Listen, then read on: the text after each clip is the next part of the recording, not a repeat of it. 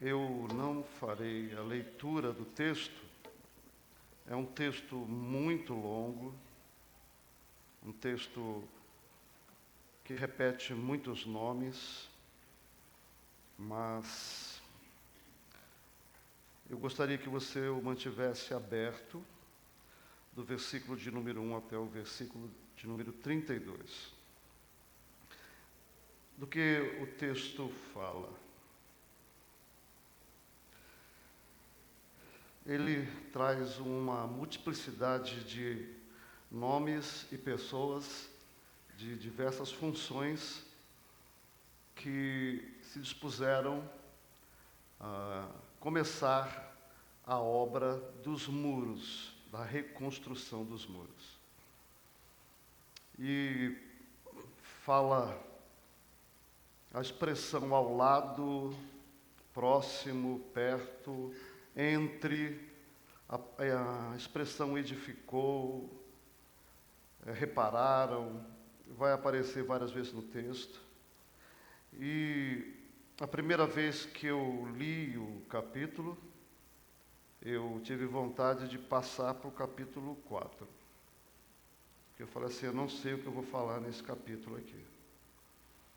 Mas, à medida que você vai lendo o texto, vai orando, o Espírito Santo vai trazendo mais clareza, e eu gostaria de falar hoje com vocês a respeito do trabalho do servo. Nós falamos na primeira reflexão em Neemias do coração, na segunda falamos da dedicação, da entrega do servo. Falamos também a respeito de como o servo encara o trabalho, como ele encara o trabalho, a maneira do servo servir. Mas hoje eu quero pensar sobre as questões relacionadas ao trabalho do servo, nesse texto. A série desse ano é Servir é o jeito cristão de amar. Como que nós amamos? Servindo. Então não existe uma outra maneira de amar senão servindo. Servindo com os dons, servindo com recursos financeiros, servindo com um abraço, servindo com a sua vida, mas servindo. E eu gostaria de pensar com vocês a respeito disso. E aqui nesse texto, a gente vai ver algumas questões relacionadas ao trabalho. Nós temos pelo menos 38 grupos de trabalho aqui, e os comentaristas dizem que Neemias inventou o mutirão, né? Porque pela primeira vez aparece essa mobilização de servos, homens e mulheres de Deus, famílias, se dedicando a um trabalho comum envolvendo o reino de Deus, sem receber nada, né, apenas por amor, por causa dos propósitos e planos de Deus. E eu fiquei pensando que lições eu posso aprender desse texto tão intrincado sobre Neemias. E a primeira coisa que me saltou aos olhos é que os servos de Deus fazem a obra de Deus. Os servos de Deus fazem o trabalho de Deus. É interessante que a palavra, as variações da palavra relacionada ao trabalho aparecem 28 vezes num capítulo de 32 versículos. 28 vezes. Edificaram, repararam. E aí a gente vê o quê? O povo de Deus trabalhando. E as variações das palavras são reedificaram, edificaram, reconstruíram, fizeram reparos, reparou, edificou, reconstruiu, algumas variações do tempo verbal, mostrando que O povo de Deus, os servos de Deus, fazem a obra de Deus. Eu lembrei de alguns textos da Bíblia. Por exemplo, Efésios capítulo 2 diz assim: somos feituras, uma obra criada em Cristo Jesus para as boas obras. Você é uma obra criada para obras, para fazer boas obras. Lembrei de Hebreus 10, 24, que diz: consideramo-nos também uns aos outros para nos estimularmos ao amor e às boas obras. Nos estimular. Olha a importância do seu trabalho. Nós somos desafiados pelas Escrituras a nos estimularmos ao trabalho.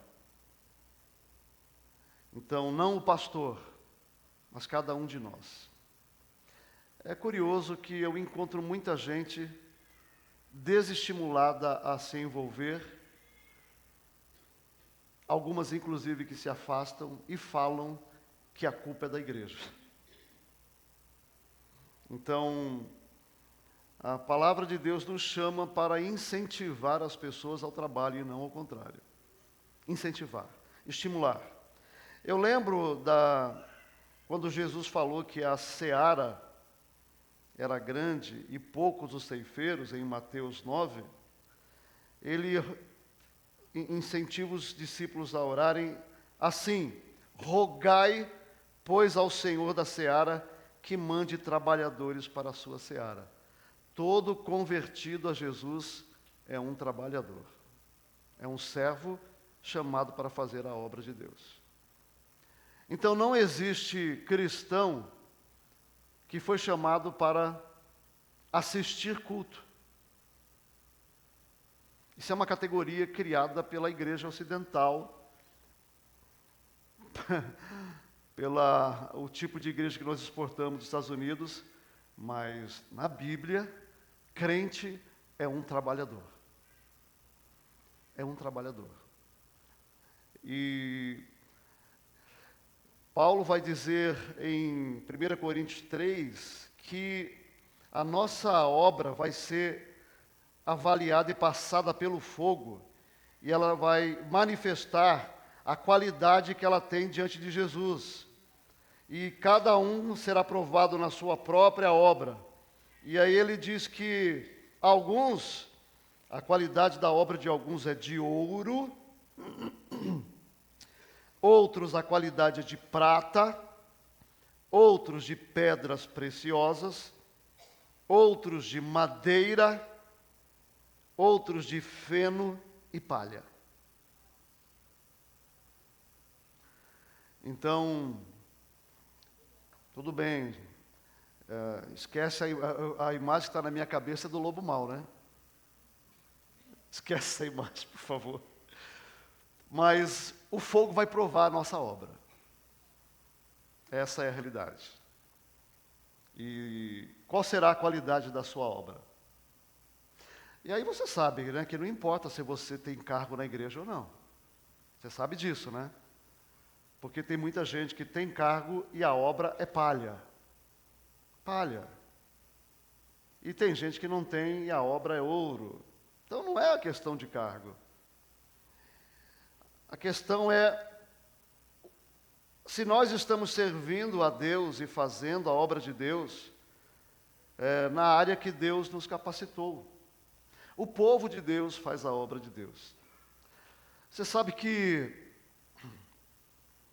Deus não tem plano B. Deus não tem plano B. Ou eu faço, ou Deus vai levantar outras pessoas para fazer, e eu vou ficar no vácuo. Mas a obra de Deus será realizada. Você pode ter certeza disso. Deus vai fazer a sua obra. E Ele deseja que todo servo de Deus trabalhe para Deus. Você é um trabalhador. A prática que nós temos aqui de vir ao culto, ouvir a ministração, ela é bíblica. Grupos sendo ministrados, isso está nas Escrituras. Mas isso é uma parte pequena do trabalho da igreja, né? Então, e quem é que faz o trabalho da igreja? Eu e você. Somos nós. Então aqui eu vejo sacerdotes, eu vejo ourives, eu vejo perfumistas, pais, mães, filhos e filhas, você vai encontrar aí mercadores, servos do templo, levitas, líderes de distrito de Jerusalém. Você vai ver essa descrição toda no texto. Eles estão aí trabalhando, por quê? Porque o servo de Deus faz a obra de Deus. Então, pastor, mas eu vou continuar frequentando a igreja e vou só assistir culto. Em nome de Jesus, fique à vontade. Fique à vontade. Essa aqui é a casa de Deus. Se Deus não amordaça você, se Deus não constrange você com medo, com culpa, com cobiça, eu, pastor, vou fazer isso? De jeito nenhum.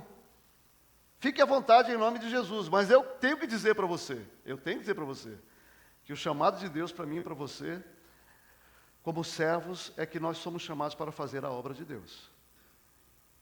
Somos chamados. Cada cristão é chamado para fazer a obra de Deus. E a gente vê isso aqui claramente nesse texto.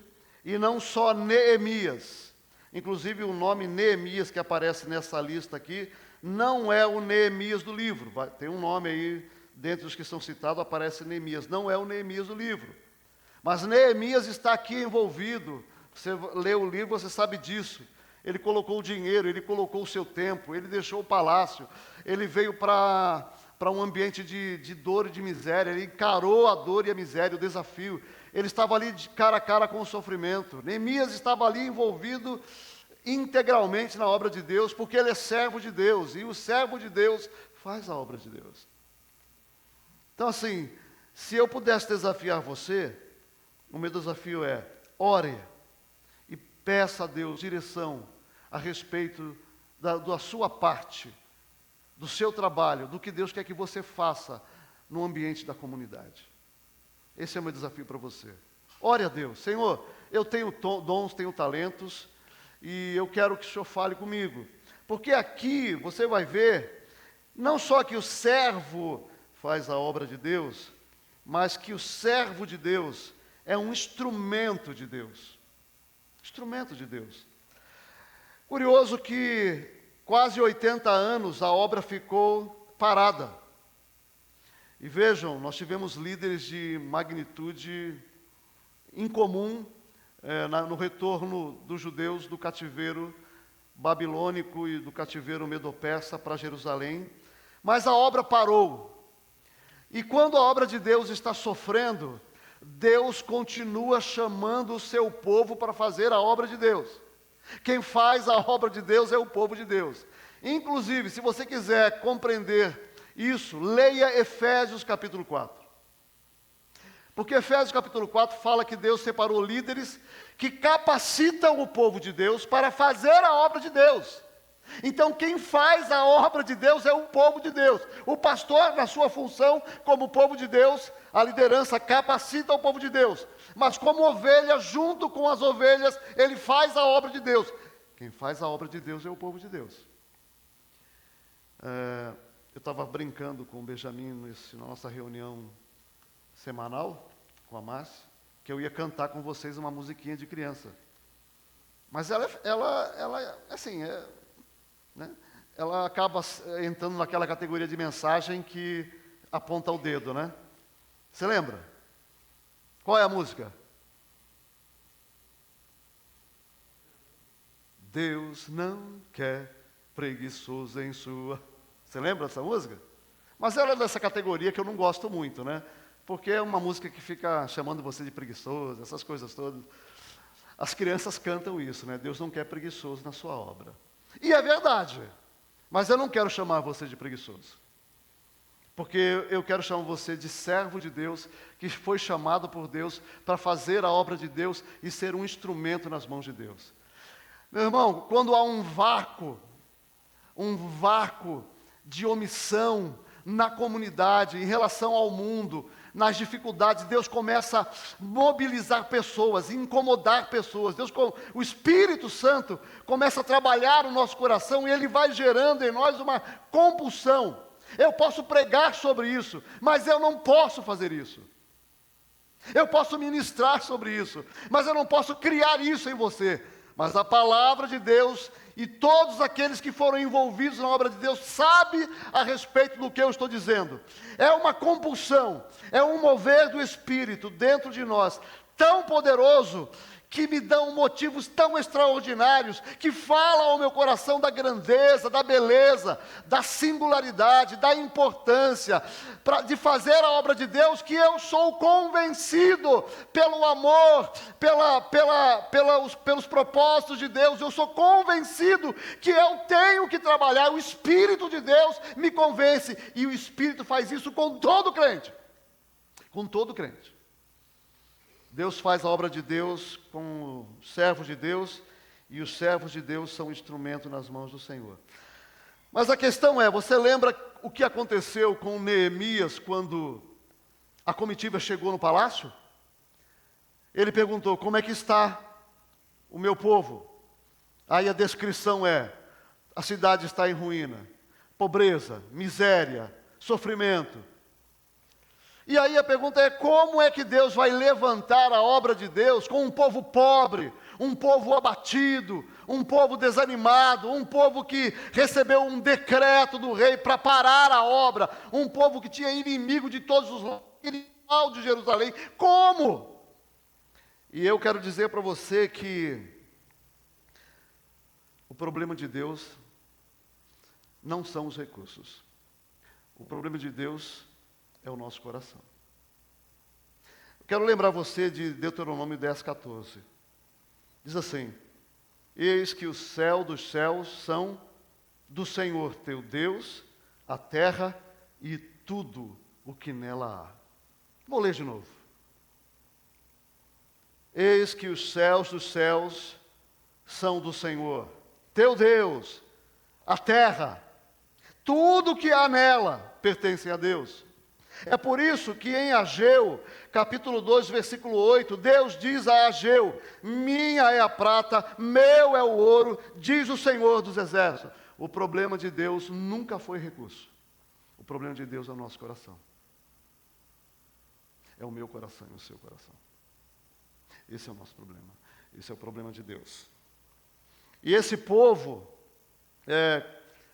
estava ali olhando para as dificuldades e pensando como é que nós vamos resolver o problema.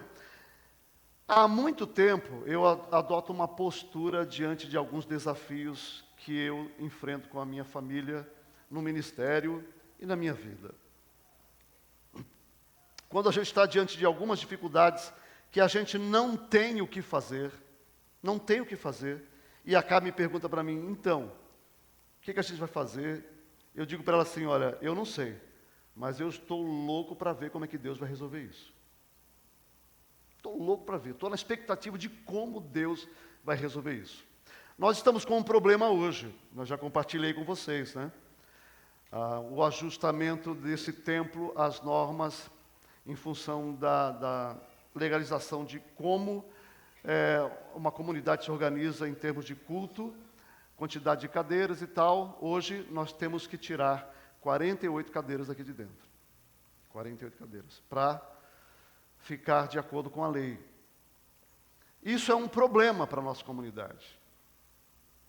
E eu tenho olhado para isso e tenho orado ao Senhor, e o que Deus tem falado ao meu coração é o seguinte, Paulo, o problema não é dinheiro, o problema é o coração.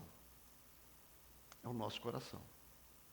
Aqui, você vai encontrar que, quando o povo de Deus se coloca nas mãos de Deus, Deus levanta os recursos. E há uma frase bem curiosa no capítulo 3, versículo 1, que diz assim, que é uma frase que induz todos os grupos, mas ela é introduzida dessa maneira. Então, se dispôs Eliasibe, sumo sacerdote, com os sacerdotes e seus irmãos, e reedificaram a porta das ovelhas, consagraram-na, assentaram-lhe as portas e continuaram a reconstrução até a torre de Sem e a torre de Ananel. O muro tinha aproximadamente 4.000 e poucos metros, 4 quilômetros e pouco, tinha 34 torres, 12 portas, e as muralhas tinham mais ou menos 12 metros de altura. Eles começaram a reconstrução. E aí diz que esse grupo se dispôs, e aí depois vai falando, ao seu lado. Aí dá o nome de quem trabalhou, o que eles fizeram. Depois começa, e ao seu lado.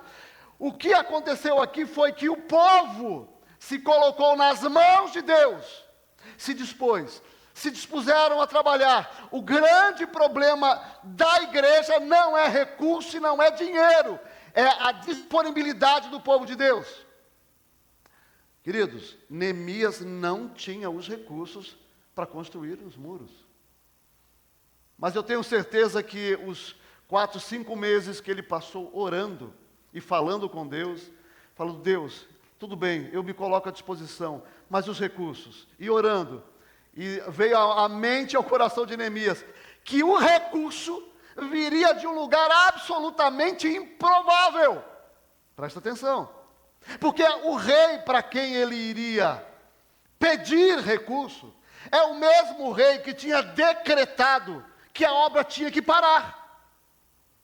Então vejam, olha que loucura, mas agora Deus, o Senhor quer que eu peça dinheiro, peça materiais, que eu peça autorização para ir para Jerusalém, ao rei que ordenou que Jerusalém, os teus servos parassem a obra. Senhor, isso não vai acontecer. E eu tenho certeza que Deus falou ao coração de Neemias, Neemias, o meu problema não é ouro, não é prata, não é dinheiro, não é recurso. O meu problema é o coração humano. Se coloca nas minhas mãos, o resto eu faço.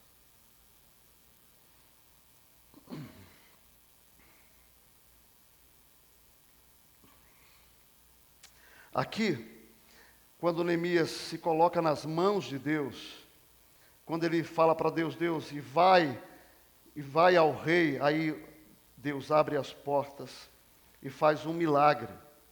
Eu fiquei me perguntando, eu sei que nós gostamos de testemunhar milagres, não é mesmo? Nós gostamos disso. Milagres de suprimento. Olha, eu estava passando dificuldade, tinha uma conta para pagar, não tinha de onde tirar o dinheiro, e um dia, um irmão do nada chegou na minha casa e me deu uma oferta. Alguém aqui já viveu alguma coisa parecida com isso? Levanta a mão, por favor, bem alto. Meu Deus, glória a Deus, amém. Nem vivi. Mas olha, diferente da maioria das pessoas, eu fico constrangido em contar esse tipo de experiência. Sabe por quê? Porque eu preferiria que Deus me desse com o meu trabalho. Eu prefiro trabalhar e receber recursos do meu trabalho. E eu fico constrangido. Mas eu recebo. Tá? Eu recebo. Então, se Deus falou no seu coração para me dar uma oferta de 150 mil reais, fica tranquilo, eu recebo. Amém? Estou brincando, gente. Mais ou menos. Então, assim, mas Deus faz isso muitas vezes na nossa vida. E eu acredito que Deus faz para a gente aprender a confiar nele. Por quê? Porque os recursos de Deus vêm da onde nós não esperamos. Inclusive, quando nós falamos de sonhos, promoção no emprego, às vezes situações financeiras complicadas e você fica assim, Deus, o Senhor sabe, de repente Deus abençoa, Deus abre portas.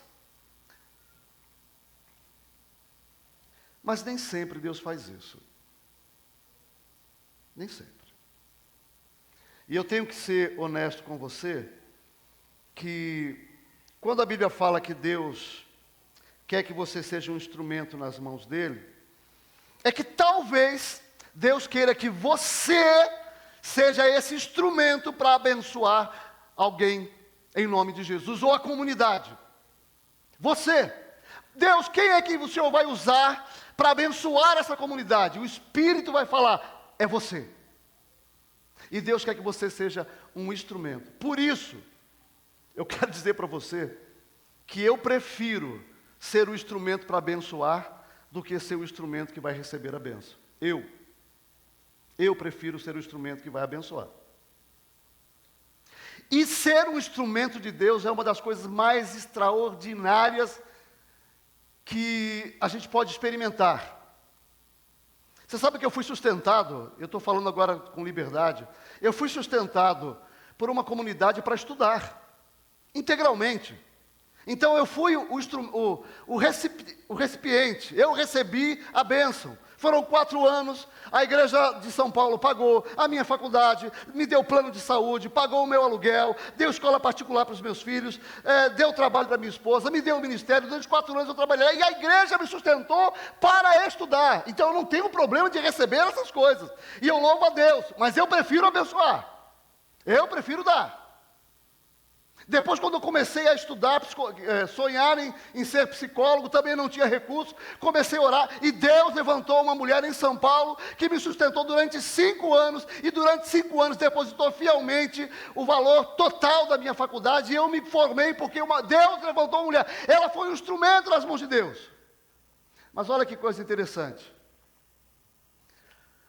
nesse processo todo, depois de formado, Deus usou a minha vida para abençoar a vida dela e da família, de uma maneira relacionada ao meu trabalho.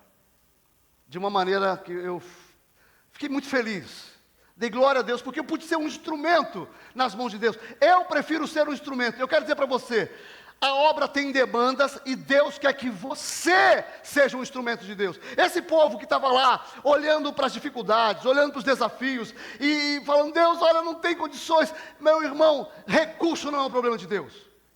Nós estamos com um problema aqui, o que eu estou orando? Senhor, se o Senhor quiser que a gente saia daqui, porque a gente não sabe qual é a vontade de Deus, se é para a gente sair, a gente ficar, mas eu estou falando, Deus, que o Senhor abra a porta e nos dê os recursos, que o Senhor abra caminhos, que o Senhor fale conosco, que o nosso processo não seja de estrangulamento financeiro, de impor à comunidade, que faça sacrifícios e que chegue à exaustão por causa disso. Eu não quero isso, eu não quero, mas eu sei que Deus pode fazer milagres, eu sei.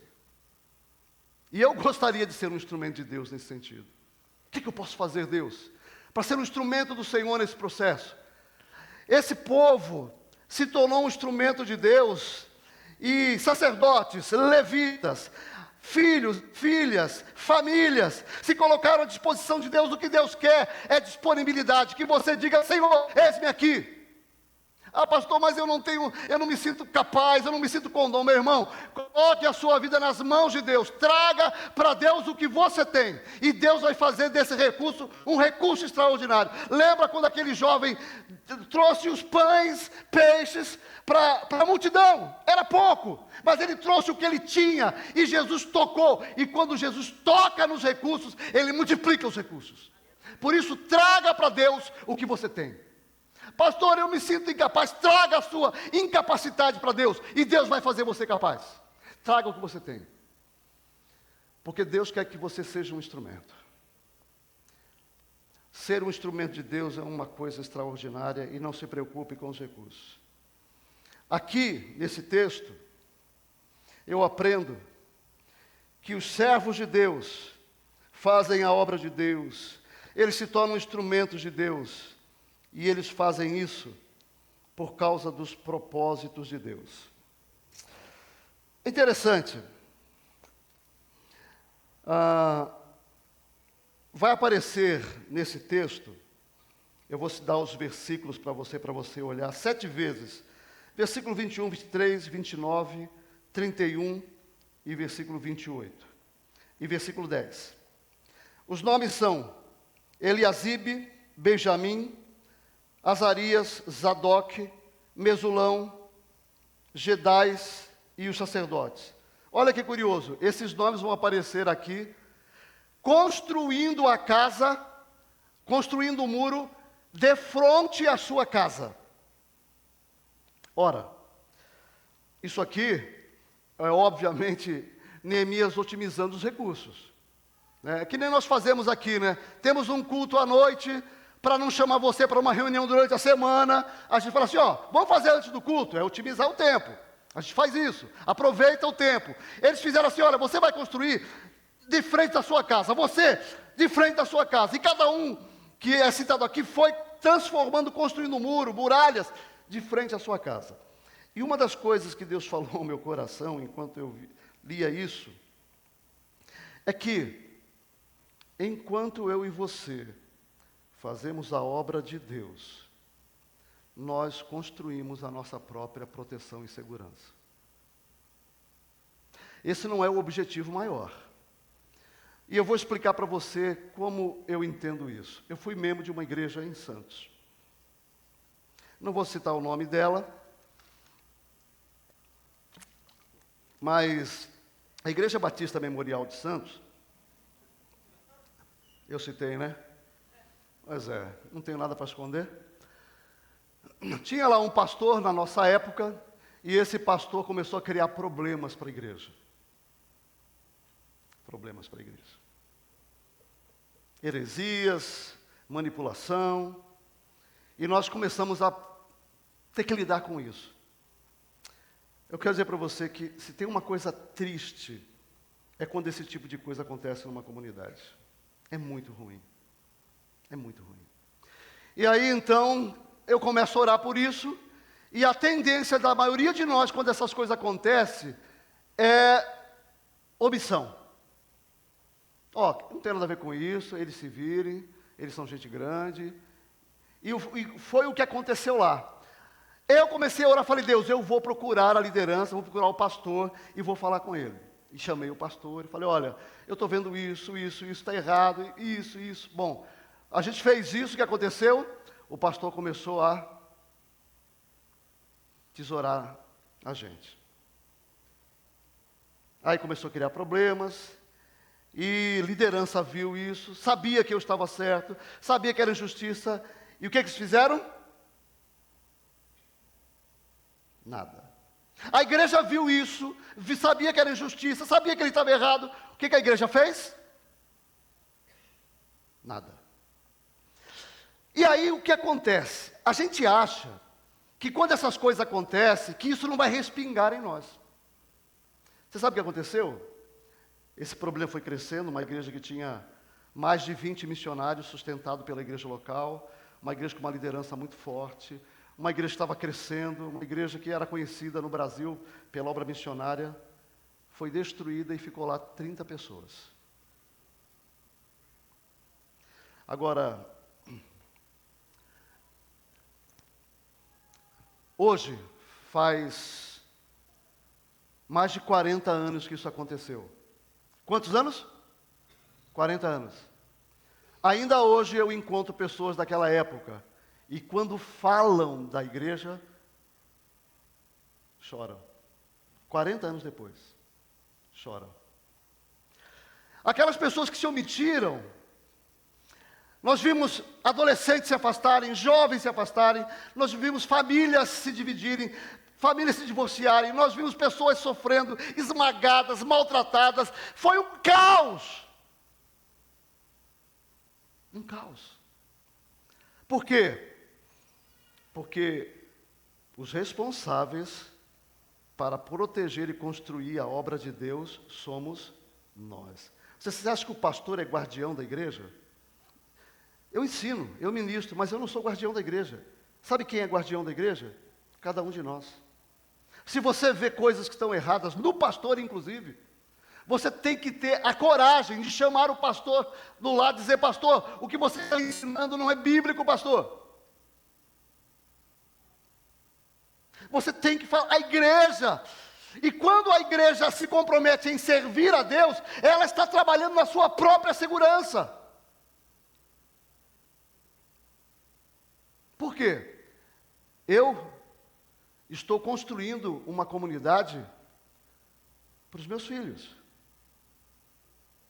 Então, eu quero dizer para você que, algumas vezes aqui, na liderança, eu fui afrontado por líderes dessa comunidade, colocaram o dedo na minha cara.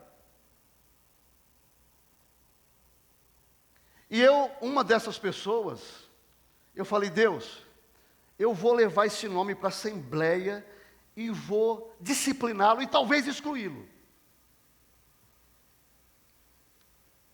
E aí eu fui conversar com um homem mais velho, um pastor mais experiente. Pastor Paulo Bornélio. Vou conversar com meu amigo. Pastor, eu estou assim, o que eu faço? Aí ele me perguntou assim, Paulo, esse irmão oferece ameaça para a igreja? Para a igreja? Falei, não. Tá. Ele tem família na igreja? Falei, tem. E se você fizer isso, isso pode machucar a família? Pode.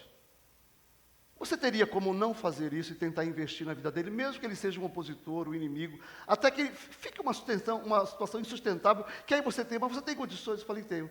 Então assim, não leve para a disciplina. E eu não levei. Sabe por quê? Porque eu me preocupo com a minha comunidade. Não é a minha vontade. Não é o que eu penso. E outra coisa, nós temos uma igreja de uma liderança muito forte. Sempre foi assim. De opinião, de vontade. Que fala o que quer, o que não quer, o que pensa, o que não pensa. E está tudo bem, tem que ser assim. Alguns dos líderes que são líderes da nossa comunidade estão comigo há 25 anos. O Jaime é um deles que está aí, né, Jaime? Há 25 anos, né? E algum desses líderes, eu tenho dificuldade com a opinião deles. E tenho certeza que eles têm dificuldade com a minha opinião. E não tem problema nenhum. Sabe por quê? Porque não importa a minha vontade. Você sabe que a Vila 7 é a única igreja batista de Maringá que não dividiu? Você sabia disso? Todas as outras igrejas batistas de Maringá sofreram divisão. A Vila 7 não. Sabe por quê? Porque ela tem uma liderança forte. Então o pastor vem aqui, porque ele tem dificuldade de lidar com opiniões, ele vai mais esmagar as pessoas, ele quebra a comunidade. Ele quebra a comunidade.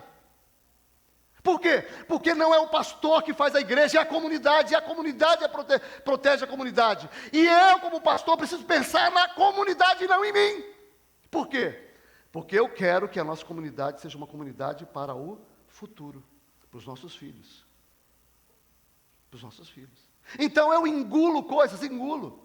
Eu imponho a minha vontade de jeito nenhum. Tenho opiniões diferentes em relação aos projetos da igreja, mas eu não imponho, por quê? Porque eu penso na comunidade. Só que eu quero dizer para você, que essa não é só tarefa minha, é a nossa tarefa. Você quer uma comunidade para os seus filhos? Se envolva e sirva a Deus. E é interessante que essa não é a questão mais importante, porque se você olhar esse texto, eu estava pensando algumas coisas interessantes. Você vai encontrar aí, misturado no texto, homens de Gibeão, Mispá, Tecoa e sacerdotes que moravam na Campinas. Esses 4 grupos não moravam em Jerusalém. O que significa? Que eles moravam fora de Jerusalém, mas estavam em Jerusalém, trabalhando pela obra de Jerusalém, pela proteção da cidade, e não eram da cidade, porque voltaram com Zorobabel aproximadamente 50 mil pessoas. O primeiro retorno, Esdras ou Zorobabel, agora, mas 50 mil pessoas. Então, Jerusalém comportava no máximo 25 mil pessoas, a cidade. Talvez nós tivéssemos em Israel 100 mil, eu não sei, eu fui pesquisar, esse número não existe.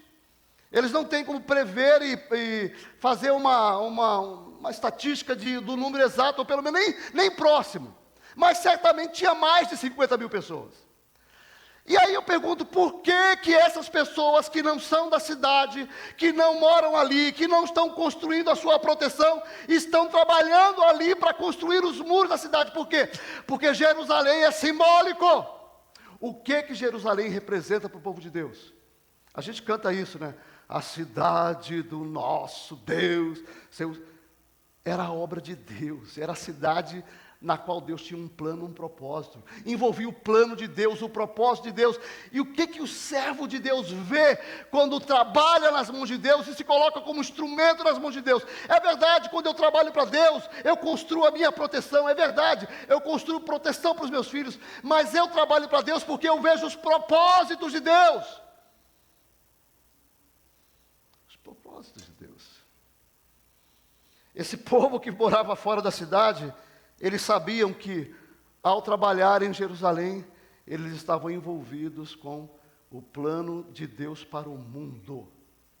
A cidade tinha um papel importante no projeto de Deus para o mundo, como símbolo hoje da igreja, como símbolo histórico da ação de Deus no mundo, como símbolo da nova Jerusalém que nós vamos habitar, que é a expressão simbólica do novo céu e da nova terra. Eles estavam envolvidos com os propósitos de Deus. Você sabe no que nós estamos envolvidos? Neemias disse assim: olha, vocês estão fora, porque vocês não vão estabelecer memorial aqui neste lugar. Quando nós trabalhamos para Deus, nós estabelecemos memoriais eternos. Por quê?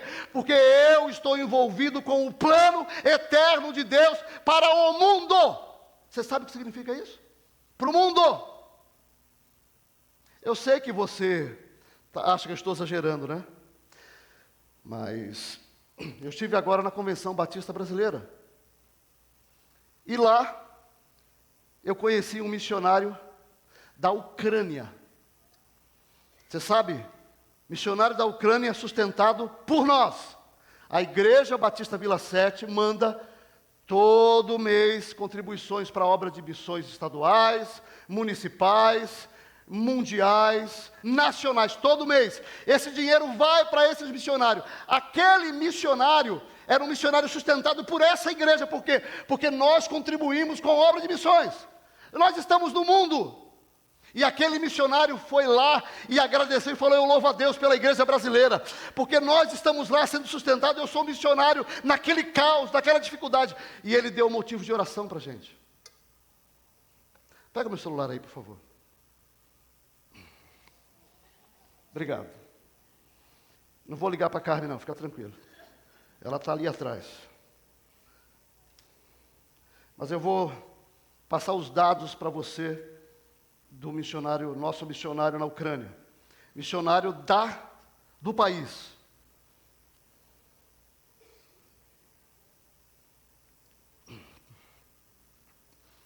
Ele pediu oração.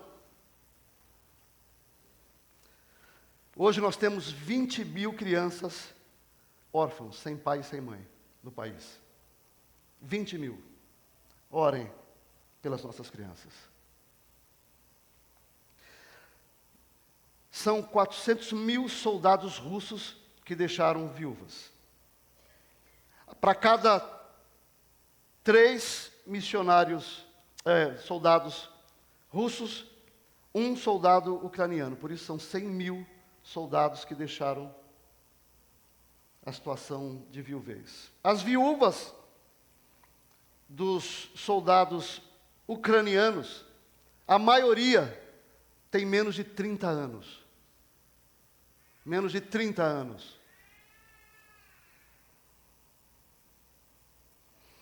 E aí ele disse: orem pelas nossas crianças, orem pelas viúvas.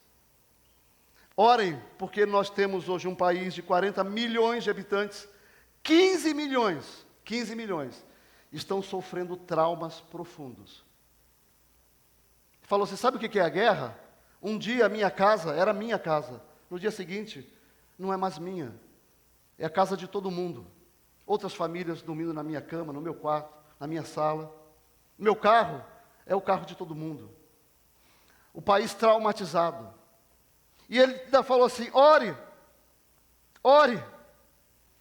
para que nós, ucranianos, liberemos perdão para os russos. Nós estamos ressentidos, magoados.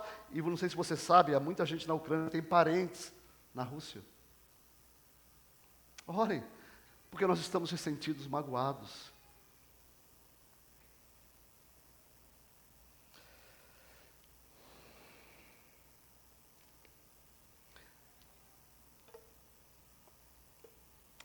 Quem Deus chamou para fazer a obra dele? Eu e você. E nós estamos no mundo. A Igreja Batista hoje está nos países árabes, na Europa, está em todos os lugares do mundo. O que eu estou falando para você é que quando você faz a obra de Deus, você olha para o propósito de Deus, você olha para o plano de Deus. Meu irmão, A omissão tem preço, tem a omissão. Eu não estou falando para você ficar com medo, estou falando para você orar, porque você pode participar daquilo que Deus está fazendo no mundo. Eu vivi 5 anos, pelo menos 5 anos, na região da Boca de Lixo, na cidade de Santos. 5 anos, eu vivi ali, da adolescência de 15 aos 20 anos de idade. Eu vivi ali. A primeira igreja batista de Santos fica 2 quadras da principal rua de prostituição de Santos. 2 quadras. Nesses 15 anos, sabe quantas vezes eu ouvi de Jesus? Nenhuma. E a pessoa que me falou de Jesus, conheceu Jesus na praia. Vocês lembram do Totti, que alguns conhecem, né? Ele morreu. Pois é, o Totti estava jogando bola na praia. Aí está lá o Renato, que era um cafetão, meu amigo, que tinha prostituta, mulher, filhos, desse tamanho, fumando maconha na praia. O Totti falou, vamos jogar bola, vamos. Aí ele foi, jogou bola, doidão. Aí acabou, o Totti falou, vamos sentar ali na mureta. Sentou, falou de Jesus para o Renato entregou a vida a Jesus na praia ali na praia. E esse cara com dias de convertido, chegou na boca do lixo com uma Bíblia debaixo do braço. E quando eu vi aquele cara, 2 metros de altura, com um negócio preto, eu falei, virou padre. Falou assim, eu não virei padre não, mas eu quero falar para você, eu quero conversar com você. Vai na minha casa, a casa dele era um muquifo, um quarto. Muquifo, eu fui lá, alguns dias depois. Sentado, ele falou, Paulo, eu tenho um negócio para dizer para você. Ele não conhecia nada de igreja, não conhecia nada de Bíblia, ele não tinha histórico religioso, mas ele falou 2 coisas para mim, falou, Paulo, eu sei quem você é, eu sei que você é um cara que tem medo da morte, que você tem desespero da morte, e eu quero dizer para você que Jesus morreu para te dar vida eterna. Aí ele falou 2 coisas, falou, eu sei que você é um cara vazio, a sua vida não tem sentido, você é um cara infeliz, e eu era infeliz, absolutamente infeliz, ele falou, mas Jesus veio para te dar vida e vida abundante. É isso ele me falou. Quando ele me falou isso, eu caí no chão, de joelho, chorando copiosamente. Enquanto eu chorava, eu tive um encontro com Jesus Cristo, meu Senhor. Sabe por quê? Porque alguém se colocou como instrumento na mão de Deus para fazer a obra de Deus com a visão da eternidade, sabendo que a sua palavra pode mudar o destino eterno de alguém. E é por isso que eu estou aqui.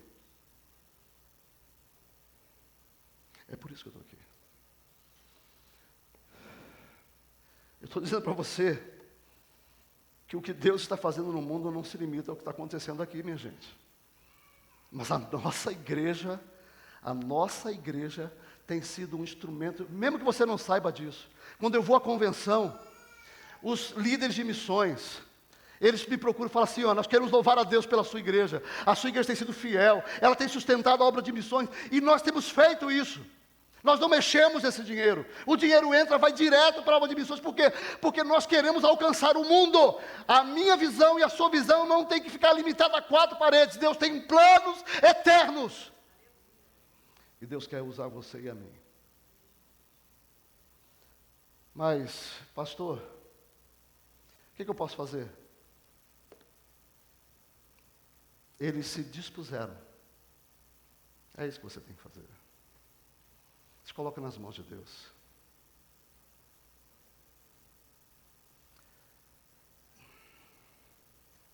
Eu quero dizer para você o seguinte, você não precisa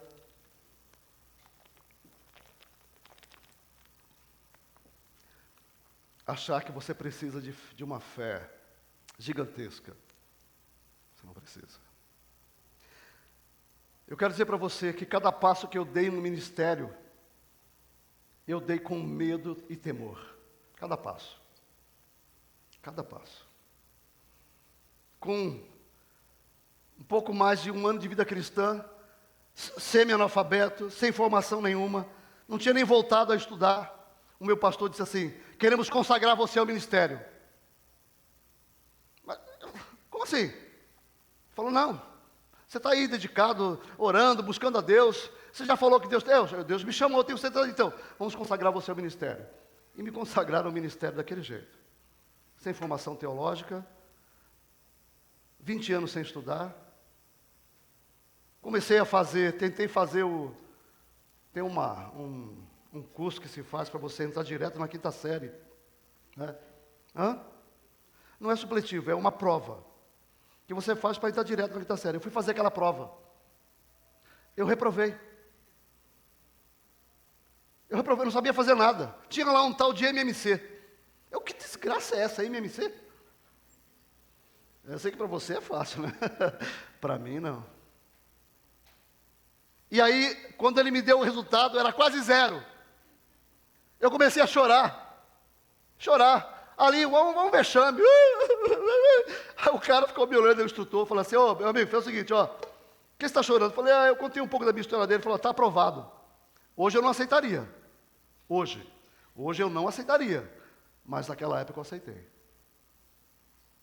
Imaturo, né? Eu ia estudar mais para poder fazer direito. Mas naquela época eu até falei, foi Deus. Não foi Deus não, foi o homem. Não foi Deus não, tá? Não foi o homem, porque foi ilegal. Mas na época eu era uma pessoa que não tinha compreensão, eu aceitei. E dali eu fui fazer a quinta série. Comecei a estudar, quinta série. Cada passo que eu dei foi com medo e com temor. Mas eu fui porque falei, Senhor, o Senhor está comigo, então eu vou. Tremendo e mas eu vou. Aí agora vai começar uma obra. Está aí uma congregação, 100 cadeiras, está um violão. Uma pessoa frequentando, ela era espírita. Estava lá. Eu tratei ela como ovelhinha de Jesus, porque era. E comecei o trabalho lá. Eu, a Carmen, 100 cadeiras, um templo. Fui para lá, aceitei, mas aceitei como? Com medo. Com medo. Eu fui tremendo, orando e chorando, e durante os 2 anos que eu fiquei lá, foi lágrimas de sangue. Um dia eu estava lá orando, e tinha 2 pedreiros da Assembleia de Deus fazendo uma obra lá, e eu estava lá orando. Mas imagina, eu parecia um pentecostal endemoniado. Não é porque eu estava lá, Deus, e gritando que nem doido, Deus, eu não aguento mais, Deus. Mas eu acredito no Senhor, mas eu estou com medo. Meu Deus, venha ao meu socorro. Senhor, meu Deus, e eu clamava, orando, clamando e chorando diante de Deus. Eu creio no teu poder, mas eu estou com medo, mas eu creio. A minha oração era essa. Depois de 1 hora orando, eu abri a porta, os caras estavam assim, na frente da porta, me olhando com os olhos desse tamanho. Assim. Ô pastor, você é pentecostal? Falei, não, pastor, aqui é uma igreja batista, sou batizado. Não, você não é batista, não. Você é pentecostal. Falei, não, meu irmão. Isso aqui foi a oração de um homem com medo, um homem cheio de temor, que acredita que o Deus dele é o Deus Todo-Poderoso, e que sustenta aqueles que têm medo, sustenta o aflito, o necessitado, o desamparado, que socorre aqueles que clamam, o miserável, os que dependem dele. É isso que eu estou fazendo aqui. E cada passo que eu dei foi assim, meu irmão. Assim, por quê? Porque Deus usa o seu povo, o seu servo para fazer a sua obra. E quando o seu servo se coloca para fazer a obra de Deus, ele se torna um instrumento na mão de Deus, e aí não importa o recurso. E ele sabe que ao fazer a obra de Deus, Deus vai cuidar dele, como cuidou da minha vida, da minha família, todo esse tempo. E eu posso dizer para você que eu vi milagres. Eu vi milagres. Eu já contei alguns aqui, eu vi algumas coisas acontecerem milagrosas. Da mão de Deus, dando coisas que não tinha de onde sair, não tinha de onde surgir, a mão de Deus estava lá. Mas eu preferiria ganhar isso trabalhando com o meu suor. Mas não importa, Ele cria o meu coração, dependência. E aí eu me coloco diante de Deus, e eu sei que enquanto eu trabalho para Deus, Deus protege a minha família, Deus protege os meus filhos, Deus protege a minha esposa, Deus me protege. E eu olho para Deus e vejo o propósito soberano de Deus, que está muito além da igreja, do campo missionário, do Brasil, está muito além do que a gente vê. As fronteiras são ilimitadas, é o mundo, é o cosmo, e Deus está chamando a mim e a você para se envolver com essa obra. É isso. E hoje eu quero orar para que você diga sim para Deus. Em nome de Jesus. Curva a sua cabeça.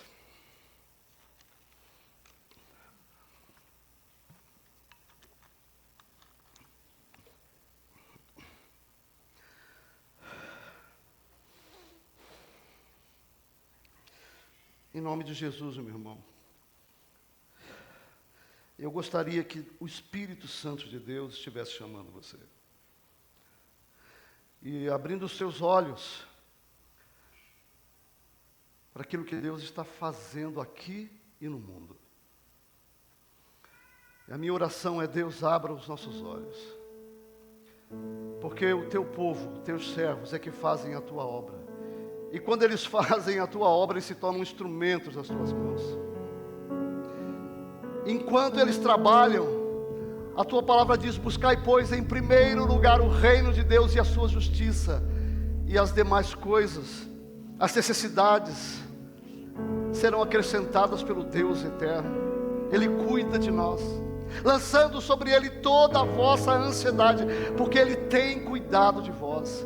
Enquanto nós trabalhamos para Deus, Deus nos traz segurança à nossa família. Enquanto nós trabalhamos para Deus na comunidade, Deus constrói uma comunidade que vai ser a comunidade do futuro, para os nossos filhos e para os nossos netos. E Deus está me chamando, está chamando você hoje. Você está ouvindo a voz do Senhor para se envolver na nossa comunidade e naquilo que Deus está fazendo aqui e no mundo. O Espírito Santo chamou você hoje, falou com você hoje, está chamando você para orar, para ofertar, para se entregar, usar seus dons e talentos hoje. Levante a sua mão, eu quero orar com você no nome de Jesus. Deus abençoe, Deus abençoe. Glória a Deus, glória a Deus. Senhor, eis aqui a nossa vida. Usa-nos como instrumento nas tuas mãos. Glorifica o teu nome e faz de nós instrumento que vai tocar de uma forma permanente para a eternidade pessoas aqui em Maringá, ao nosso redor, no nosso estado, na nossa nação e no mundo. Nós temos feito algo que tem alcançado, Senhor, os povos, porque serão benditas em Jesus todas as famílias da terra. E nós queremos participar daquilo que o Senhor está fazendo, Senhor. Então os irmãos que levantaram as mãos, as minhas mãos estão levantadas para o Senhor, dizendo: aqui, Senhor, usa a minha vida, aqui a tua comunidade, usa esta comunidade para a glória do teu nome. Em nome de Jesus. Aleluia. Que Deus te abençoe. Vamos ficar em pé e vamos adorar a Deus, terminar consagrando a nossa vida ao Senhor, confirmando o nosso sim para Deus. Diga sim para o Senhor. Diga sim para Deus. Amém. Eu queria cantar com a igreja Jeová, porque se às vezes fica difícil da gente servir, que a gente clame ao nosso Deus, e que Ele venha prover, e que Ele venha trazer a paz, que Ele venha trazer a cura, seja o que for, Ele proverá aquilo que é necessário para nós servirmos, amém? Aleluia. Vamos Senhor. cantar isso com alegria. Os recursos estão nas mãos do Senhor.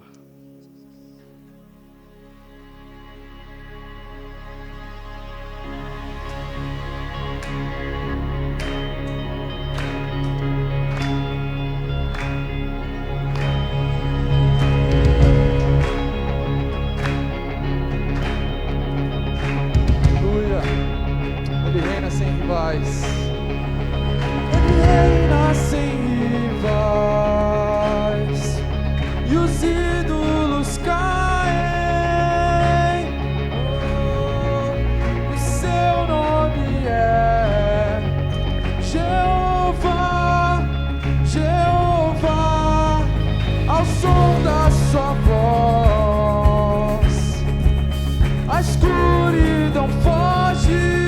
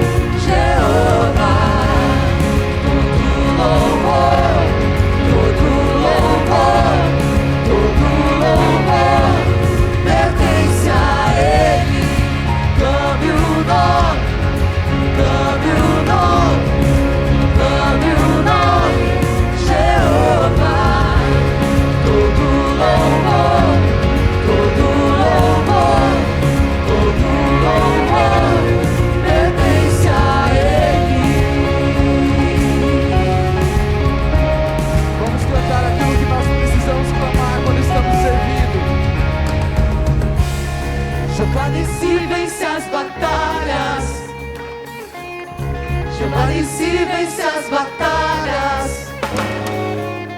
Jeová Nissi vence as batalhas. Jeová Nissi vence as batalhas. Jeová Nissi vence as batalhas. Jeová Jireh, Deus proverá. Jeová Rafa, o Deus que cura. Jeová Shalom, seja a sua paz. Jeová Nissi vence as batalhas. Jeová Jireh, Deus proverá. Jeová Rafa, o Deus que cura. Jeová Shalom, seja a sua paz. Jeová Nissi vence as batalhas. Jeová Jireh, Deus proverá. Jeová Rafa, o Deus que cura. Jeová Shalom, seja a sua paz. Clame o nome, clame o nome, clame o nome, Jeová. Todo louvor, todo louvor, todo louvor pertence a Ele. Clame o nome, clame o nome, clame o nome, Jeová. Todo louvor, todo louvor, todo louvor pertence a Ele. Jeová Nissi vence as batalhas. Jeová Jireh, Deus proverá. Jeová Rafa, o Deus que cura. Jeová Shalom, seja a sua paz. Jeová Nissi vence as batalhas. Jeová Jireh, Deus proverá. Jeová Rafa, o Deus que cura. Jeová Shalom, seja a sua paz.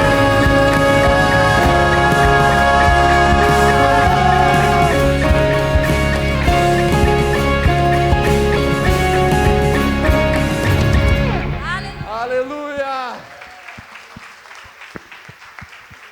Amém, meu irmão. Vai em paz, sabendo que Deus proverá tudo aquilo para servir. Amém.